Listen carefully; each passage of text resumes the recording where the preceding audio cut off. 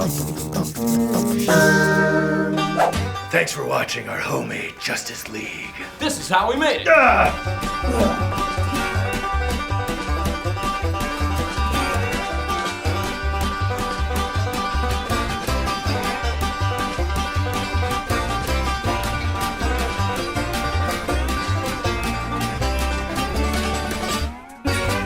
Welcome everybody to our homemade Justice League trailer. This trailer had everything. It's back to form for homemade movies. We got superheroes, we got explosions, we got things flying, we got demons with wings.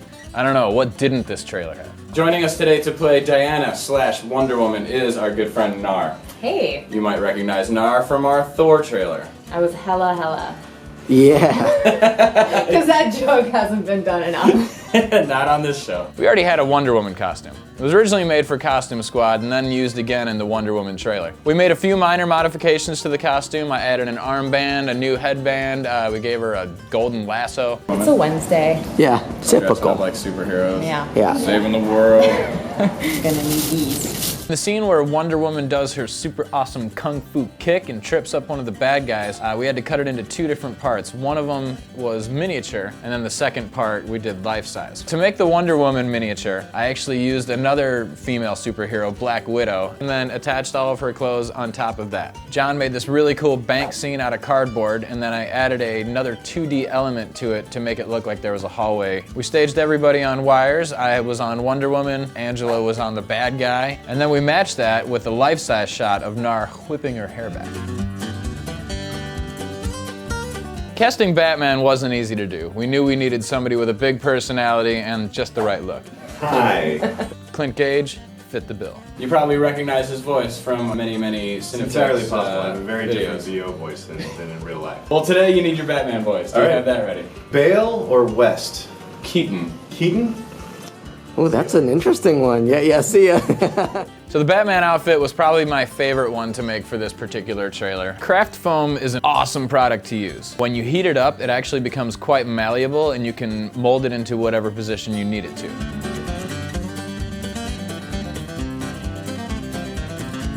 Nice. I love it, man. My turn.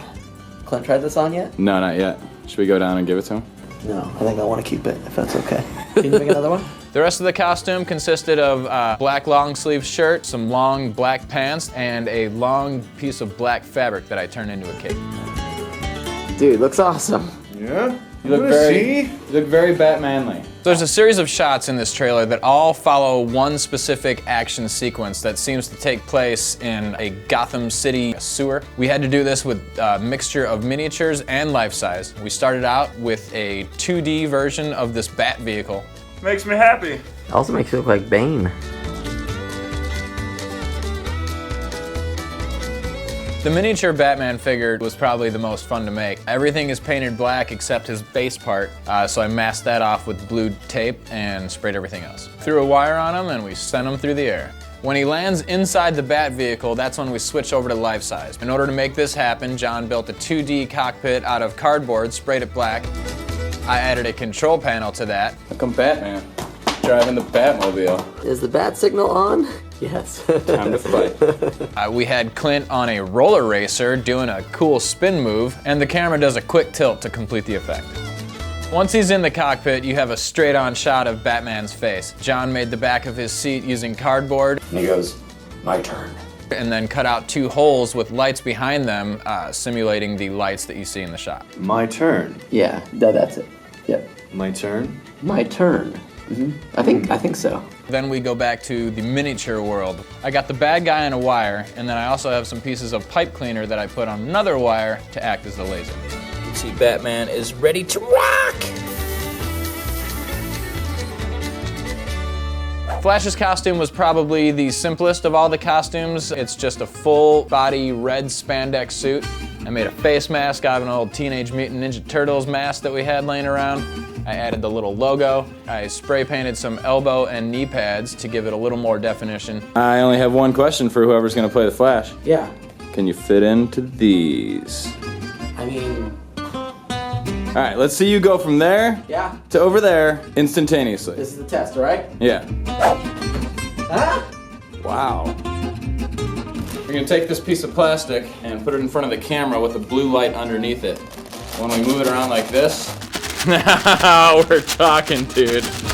There's a scene where the Flash is zipping around the room dodging bullets. So we had Jon in full Flash costume. We got Delon to dress up as our silver bad guy, which is basically a costume made up of tinfoil and a silver bike helmet. And then he got to hold this really cool, awesome, super sweet gun. Hey, how's that? That looks awesome. Sweet. To get this one shot, we actually shot it in 4 different shots. Jon goes to each different position in the room that you can clearly see him in, but in between each shot, we flash the camera with a giant light. When you cut it together, it looks like he's zipping around. Once the Flash positions himself behind the silver bad guy, pushes him through a door. In order to make that, we had to do it miniature, so I built a little room, made some cool doors, and then attached the big bad guy to a fishing line that we actually put through the opposite wall, so when you pull him, he goes all the way to the other side. Playing Cyborg, we got our really good friend Imari. We appreciate all that he did for us because even though he was only in 2 shots, they were definitely 2 of the most annoying and uncomfortable shots. There's a shot of Cyborg where he's flying directly at the camera and the ground behind him is getting smaller and spinning. So I made a cutout of Cyborg's body and also a cutout of the ground behind him that we were able to spin. And it doesn't hurt my neck. And then Imari had to stick his head through this cardboard while wearing a mask and another sheet that went over his face that we pulled behind him through the hole. And when you play it in reverse, the mask forms on his face. Love it. Thank you so much. Let me get this thing off of you. The other shot we needed Imari for was a football scene. Jon really took the ball and ran with this one. So we got this sweet beauty here. And we also have this bad boy, which was the War Machine costume. Take the shoulder pads from that and make ourselves a football player. Get it! Get it! Ah!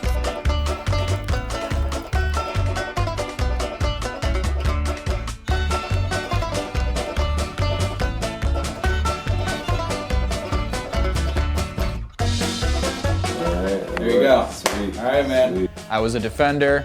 Nar was either a camera person or a coach. We can't really tell what that person is in the background. Always wanted to be a coach, so.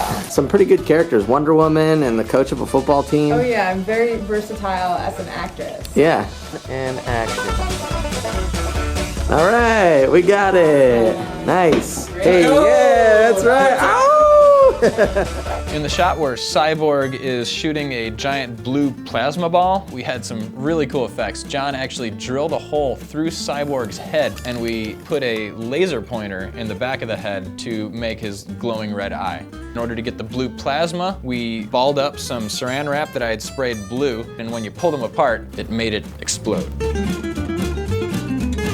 When we cast Aquaman, we knew we needed to find somebody with a lot of stage presence, somebody who really commands the screen when he's on it. When we couldn't find anybody like that, I ended up playing the character. Aquaman's costume consists of a sweet pair of shoulder pads that I put some fish scales on and painted some gold pieces all around it. He's got long hair, long, sweet Axl Rose hair that I had to use a wig for. It's not really me. I figured Aquaman's a swimmer, so I gave him some Daisy Dukes. Hopefully that helps him out. There's a shot of a giant tidal wave coming after Aquaman, and he stops it. To make the tidal wave, I attached 3 different pieces of tinfoil together, sprayed them with some blue and some white, and pushed the whole thing towards Aquaman to make it look like the wave was coming after. There's a hole in the ground right in front of Aquaman so that we could shine a light through it once it hits. And then we moved on to the life size, which is just a shot of me getting blasted in the face by fake smoke. Here comes smoke. Was not expecting that. Oh, that went straight in my mouth.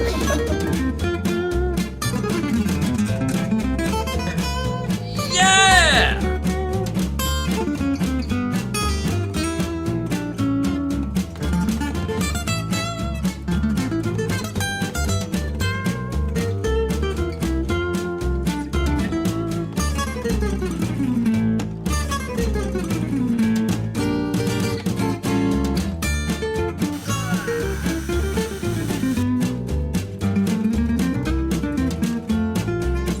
One shot of Lois Lane in this trailer. We got our friend Alison to help out with this. She put on a red wig. She had her own coat, which was awesome. I made a 2D purse for her to wear. You dropped your purse. Great start. Yeah. And we went outside and just banged it out real quick. Rolling. And wait for these bikes to go. So there's this really awesome sequence where Aquaman jumps onto Batman's Batmobile, exchange some cool glances, and then Aquaman jumps up, gets caught up by a bunch of winged creatures, and the camera zooms all the way to the other side because he gets flown away. Most of the sequence is in miniature form, so I had to make a Batmobile. I used a mouthwash bottle, some containers that I got from the dollar store, I used some markers as guns, cardboard, I used a bunch of different things. Spray painted it all black, and I put some tiny little flashlights on the front to act as the headlights. Jon made some big buildings out of cardboard to be in the background, and then we shot the scene in reverse with Aquaman jumping off the Batmobile at the end of the shot when the camera whips away. The life-size portion of this shot, we actually had to use a real car. Our buddy Scott here in the office has a sweet Mustang with the cool interior, and Jon made a gun out of a large tube. Some more foam elements and some straws completed the whole look. And then I stepped up on a stepladder to make it look like I was sitting on the side of the Batmobile. When we go back to minis from the life-size shot, we are now seeing Cyborg within the shot. So I attached Cyborg with a wire to the Batmobile. Batmobile itself is on a slider that Jon is controlling. Aquaman is on it with Velcro so that he can stand on his own. Once Jon slides the car towards me, I grab Aquaman. I also have the 3 winged guys in this hand, so I connect them together and then walk over to the other side of the shot as Jon follows me with the camera. It's that simple.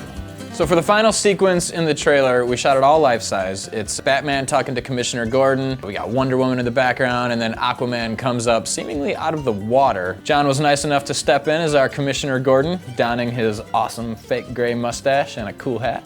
To create this whole scene, we just blacked out everything with a bunch of big black curtains and then used Christmas lights to simulate the city lights that you see in the background.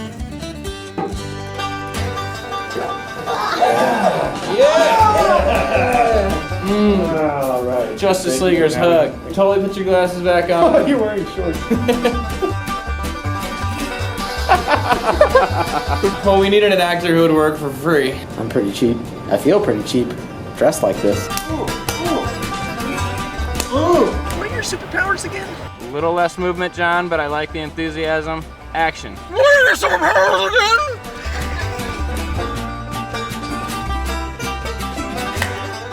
Oh yeah, he's doing the swim, baby. That's what Aquaman does. Are there nipples on this one or not? Oh man.